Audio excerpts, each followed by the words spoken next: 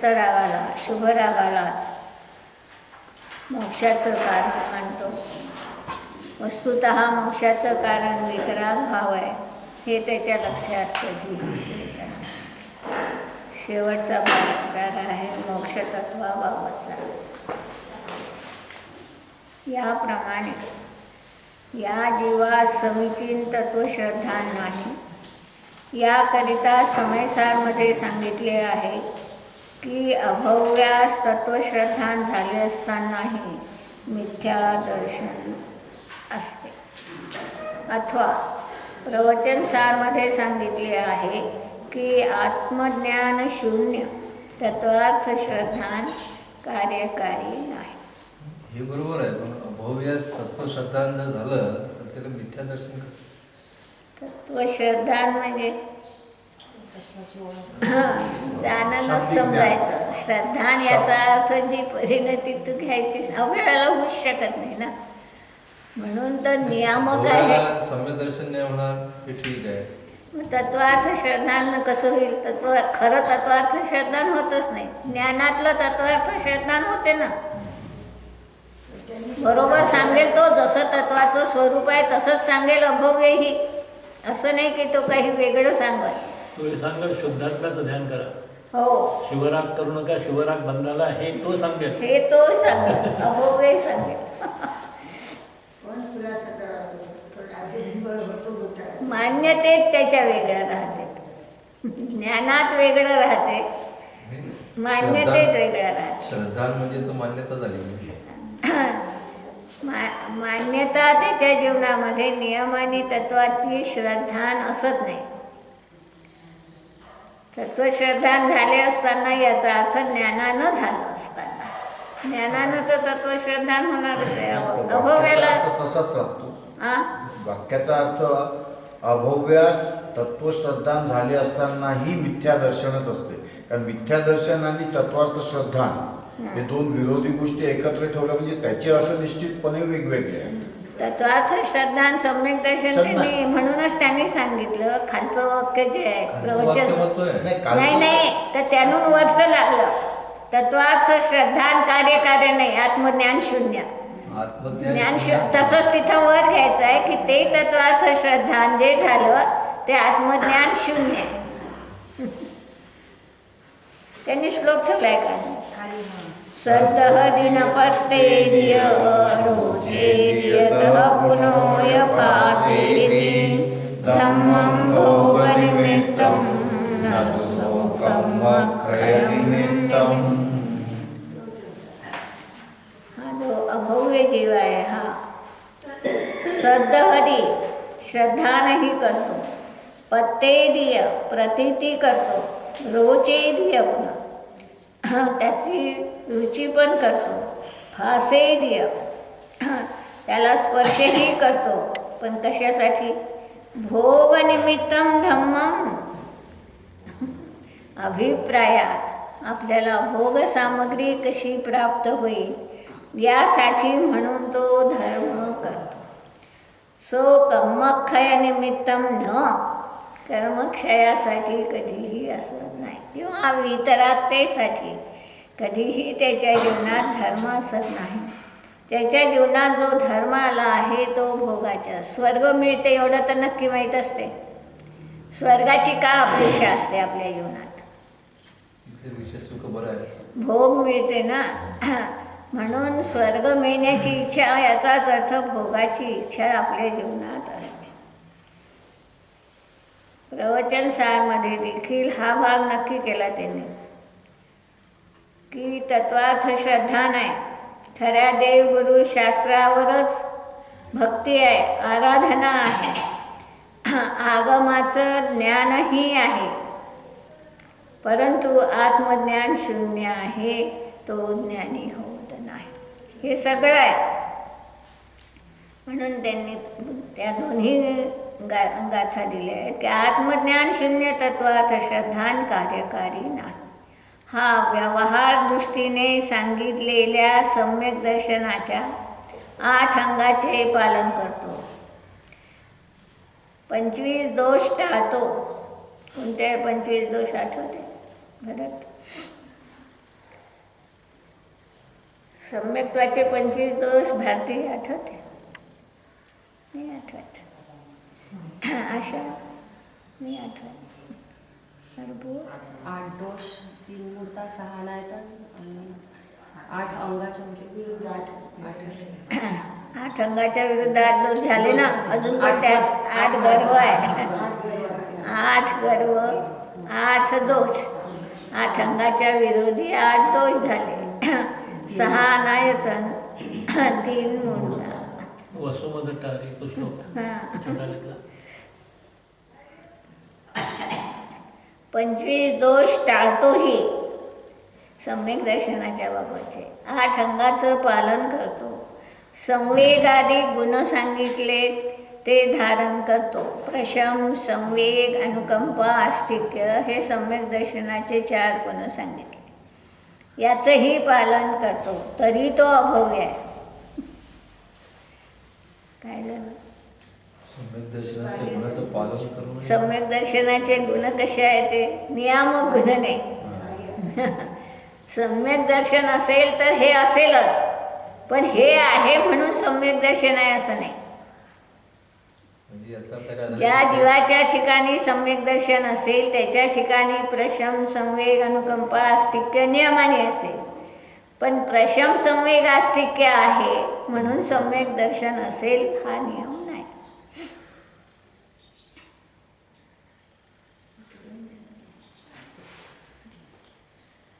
सगळं व्यवहार दृष्टीनं म्हटलंय वर शब्द तो विसरायचा नाही, म्हणजे मग ते सगळं लागतं.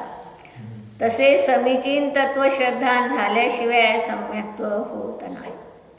पंचास्तिकाच्या टीकेमध्ये शेवटी व्यवहाराभाषी जीवाचे वर्णन आहे. तेथे असेच कथन आहे. याप्रमाणे हा सम्यक दर्शनासाठी साधना करीत असूनही त्या सम्यक दर्शन होत नाही. कोणता जीव आहे हा? वर्णन कुणाचं सुरू आहे? व्यवहाराभाषी. व्यवहाराचा एकांत करणारा हा जीव सम्यक दर्शनाबाबतही कशा चुकीच्या कल्पना त्याच्या जीवनात आहे. आणि त्यासाठी म्हणून 7 तत्वाचा आभास त्याच्या जीवनात आहे. हे कथन केल्यानंतर सम्यक ज्ञानाबाबत त्याच्या जीवनात कशी अयथार्थ श्रद्धा असते तो भाग सांगतायत. जिनागमातील शास्त्रांच्या अभ्यासामुळे आम्हा सम्यक ज्ञान झाले असे म्हणतो आणि सम्यक ज्ञानाकरता शास्त्राभ्यासामध्ये तत्पर राहतो.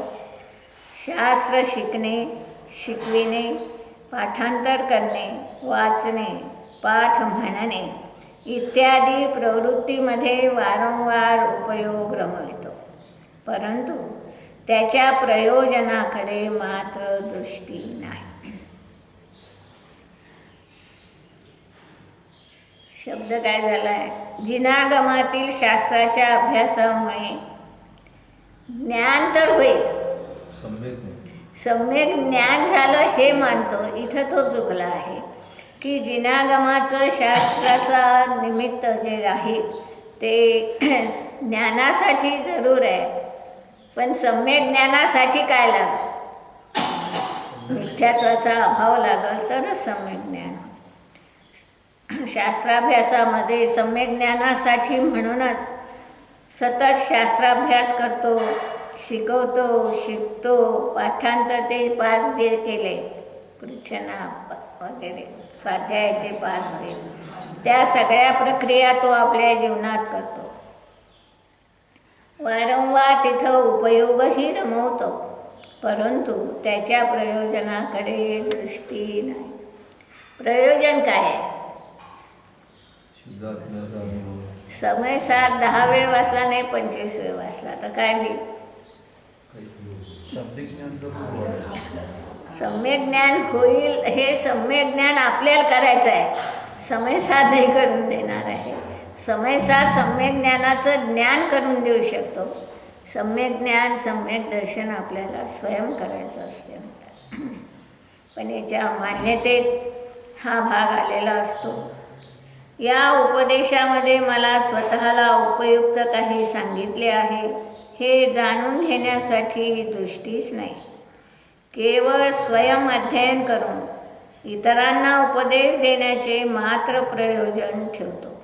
तसेच पुष्कळ जीव त्यांचा उपदेश मानतात, तेव्हा हा संतुष्टही होतो. दुसऱ्याला सांगता यावं म्हणून ज्ञान मिळवणं आणि आपल्या आत्मकल्याणासाठी ज्ञान मिळवणं, या दोनमध्ये नियमाने अंतर राहील. आम्हाला आमच्या आत्मकल्याणासाठी ज्ञान मिळवायचं आहे. दुसऱ्याला सांगण्याचा सहज योग आला तर तो झाला पाहिजे.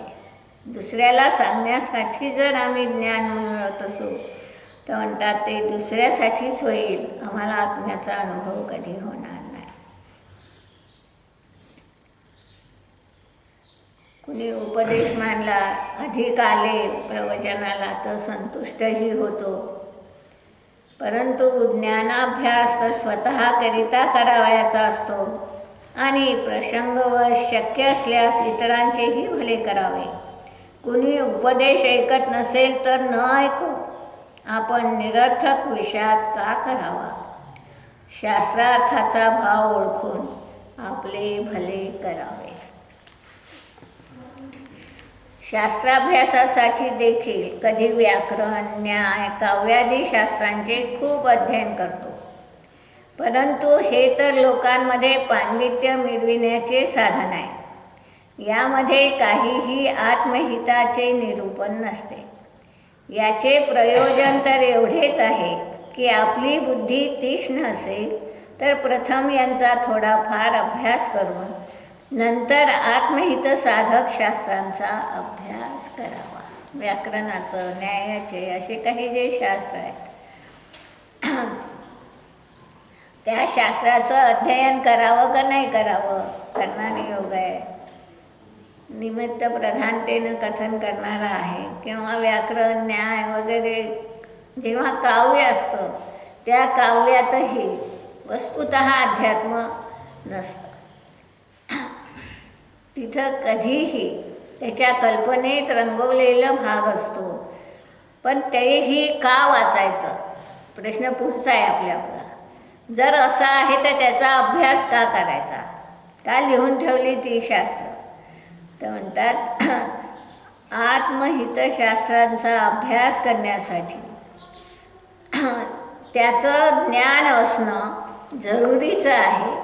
आणि म्हणून व्याकरणाचं वगैरे ज्ञान किंवा काव्यामुळे एखाद्या वेळी आपण त्यात रमू शकतो. या दृष्टीनं त्याचं ज्ञान करून घेऊन हितक साधायचा शास्त्रांचाही अभ्यास आपल्या जीवनात आला पाहिजे.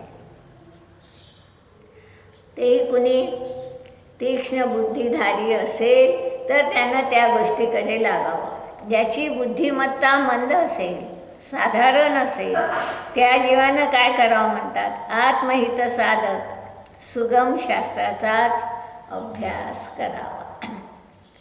असे मात्र न व्हावे की व्याकरणादिकांचा अभ्यास करता करता आयुष्य पूर्ण व्हावे आणि तत्त्वज्ञानाची प्राप्ती मात्र होऊ नये. त्यातच रंगून जावं, त्याच्याच पाठीमागे लागावं असं होऊ नये. आत्मज्ञान आणि हे ज्ञान दोन सोबत असेल तर ते ज्ञान कार्यकारी आहे. काय म्हटलं मी? आत्मज्ञानाच्या पुष्टी करणाऱ्या शास्त्राचं अध्ययन असेल तर त्याच्याबरोबर ते शास्त्राचं अध्ययनही कार्यकारी होऊ शकते. केवळ त्याच शास्त्रांचं अध्ययन असेल आणि अध्यात्माचं जर नसेल तर म्हणतात ते कार्यकारी होत नाही. प्रश्न असे आहे तर व्याकरणादिकांचा अभ्यासच करू नये की काय?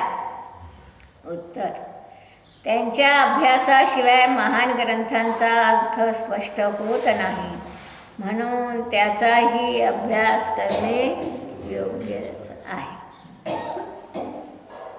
प्रश्न महान ग्रंथांची रचना अशी का केली की व्याकरणादिकाशिवाय त्यांचा अर्थ स्पष्ट होऊ नये? सरळ सुबोध भाषारूप रचना का केली नाही?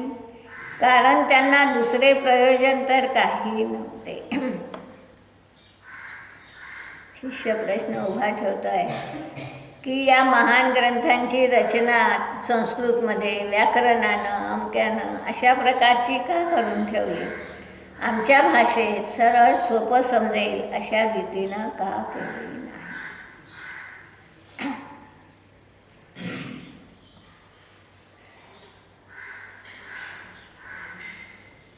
व्यवहाराच्या ज्या भाषा आहेत त्या बदलतात. प्रत्येक प्रांताप्रती त्या व्यवहाराच्या भाषा बदलत राहिल्या. मग आता व्यवहाराच्या भाषेत सांगायचं झालं असतं तर तत्त्व कसं सांगता आलं असतं? कोणत्या भाषेत सांगावं? प्रत्येक प्रांतामध्ये जर भाषा बदलत आहे तर मग ते कोणत्या भाषेत? म्हणून जी भाषा बदलूच शकत नाही, ज्याचे अर्थ कुठं बदलणार नाही, अशी जी संस्कृत प्राकृत भाषा आहे त्याचमध्ये ग्रंथ लिहावे लागले आचार्यांना की त्याचा अर्थ सगळ्या भाषेत त्यांना करता यावा. प्रचलित व्यवहार भाषेमध्ये सुद्धा संस्कृत व प्राकृतचेच मूल शब्द आहेत, परंतु त्यांची अपभ्रंश रूप आहेत. हे मराठी भाषा ही अपभ्रंश रूपानं आलेली आहे संस्कृत प्राकृतची. नाना देशानुसार भाषेत फरक पडतो, त्यामुळे महान पुरुषांनी शास्त्रामध्ये अपभ्रंश रूप शब्दांची योजना कशी करावी? लहान मूल तोत्रे बोलते म्हणून मोठे तर बोलणार नाहीत ना. शिवाय एका देशातील तद्देशीय भाषेतील शास्त्रे दुसऱ्या देशात गेल्यानंतर तेथे त्यांचा अर्थ कसा कळणार? आता आपण आपल्या मराठीतला अर्थ जो काढला तो मराठीतला अर्थ तिकडे गेलो तर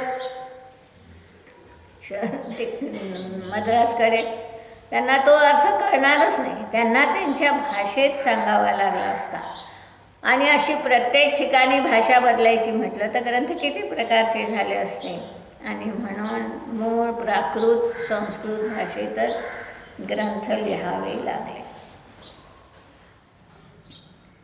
म्हणून संस्कृत प्राकृत वगैरे शुद्ध शब्दांची योजना करून ग्रंथरचना केली आहे.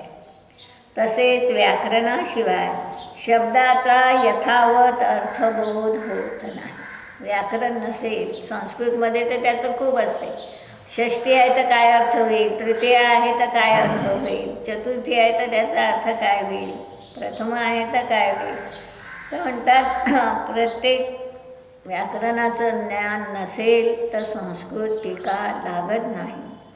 आणि म्हणून व्याकरणाधिकाचंही त्याच्यात दिलेलं आहे. न्याय नसेल तर नय कळत नाही, नय कळले नाही तर आगम लागू शकत नाही. आणि म्हणून या ग्रंथांचाही अभ्यास करणं जरुरीचं आहे. आता फरक कुठं करायचा आहे? मग काय फरक करायचा आहे? इकडे एक वेळ सांगतात की अध्यात्माचंच पाहिजे, एक वेळ म्हणतात याची गरज आहे. काय खरं आहे? काय खरं आहे?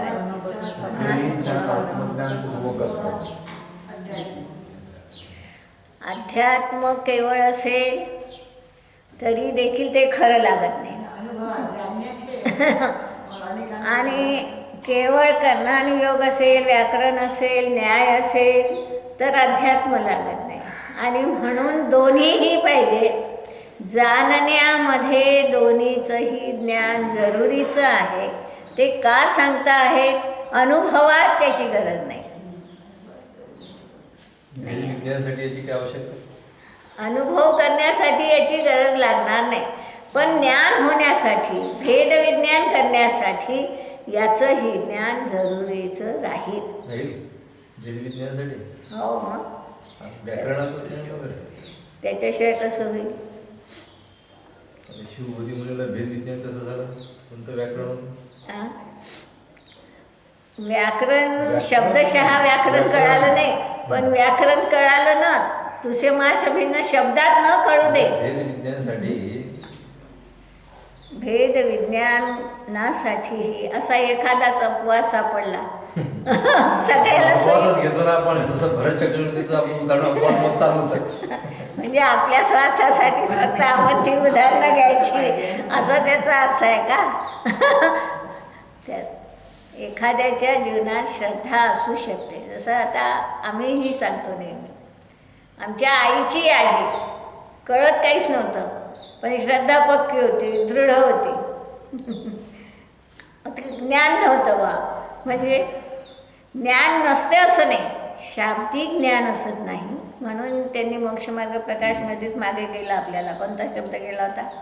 भावभासना. त्याचा शब्द मोलाचा आहे. तेच नाही. हां, त्याची भावभासना त्याला होते ना.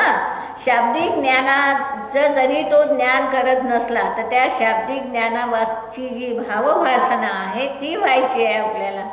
ती भावभासना होण्यासाठी ज्याची बुद्धी अधिक आहे तो त्या व्याकरणानंही लावे. दुसऱ्याला सांगताना तो काय सांगू शकत ज्याला केवळ भावभासना येतात? म्हणून त्याची ही गरज तर लागणारच आहे ना.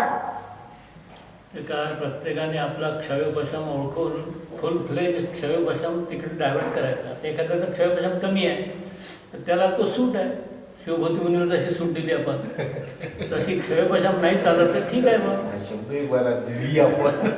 पण नाही, त्याचा क्षयोक्षम चालत नाही त्याला सूट द्यायची म्हणजे इथल्या लोकांना नाही. तुम्ही तर त्यांच्या पोषक बोलू लागले. इथे तर सर्वांचा क्षयोपशम चांगला आहे, बाकीच्या गोष्टीमध्ये क्षयोपशम लागतो. अनवॉन्टेड गोष्टीमध्ये क्षयोपशम चालतो तुमचा, इकडे का चालत नाही असं ताईचा प्रश्न आहे. मग क्षयोपशम आपला फुल फ्लेज इथे लावावा. आता ते लावल्यानंतर गोष्टीत तर किती क्षयोक्षम आहे, सगळ्यात पुढे अग्रेसर आहात ना. तर म्हणतात असा त्याचा अर्थ नाही की एकच गोष्ट आहे. जेव्हा आपली बुद्धिमत्ता आहे तेव्हा वेळ जाण्यासाठी तो अधिक तन्मय होण्यासाठी त्याचीही गरज आहे.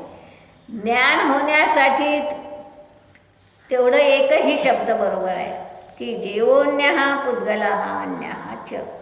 जीव अन्य आहे, पुद्गल अन्य आहे, संपलं. परंतु ज्ञान जरी तेवढ्यानं झालं तर ते ज्ञान कधी ढळू नये.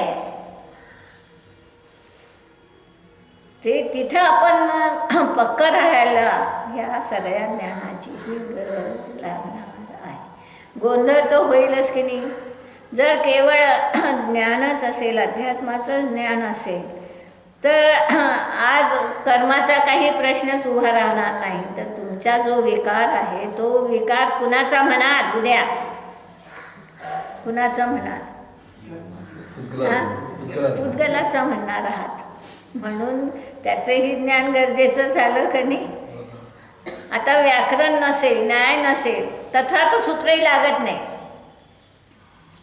आता त्यांनी सांगितलं सम्यक दर्शन ज्ञानचारित्र आणि मोक्षमार्ग. आता व्याकरणाच्या दृष्टीनं काय झालं? वस्तुतः ते चूक वाटते. इकडे बहुवचन आहे, इकडे एक वचन आहे. पण त्या व्याकरणाचं हे ज्ञान असूनही जेव्हा आम्ही त्यातल्या विभक्तीनं अमक्यानं हे लावतो की एक वचन आहे त्या अर्थी मोक्षमार्ग 3 नाही, एकच आहे, हे ज्ञान तेव्हा होईल ना. नाही तर मोक्षमार्ग 3 होतात. हा सगळा भाग अत्यंत सूक्ष्म समजण्यासाठीही त्याची गरज लागते.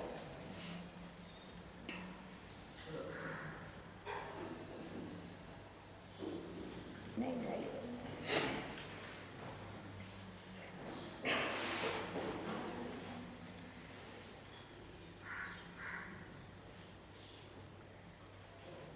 संस्कृत, प्राकृत वगैरे शुद्ध शब्दांची योजना करून ग्रंथरचना केली आहे.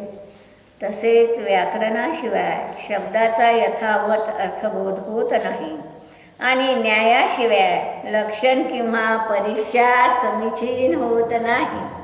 नयाचं ज्ञान नसेल तर परीक्षा काय होईल? कोणतं आगम खरं आहे, सांगणारा खरा सांगतो का खोटा सांगतो, चुकीचं सांगतो का मिथ्या सांगतो, हे कधी कळत? न्याय असेल, नयाचं ज्ञान असेल तरच ह्या गोष्टी कळणार आहे.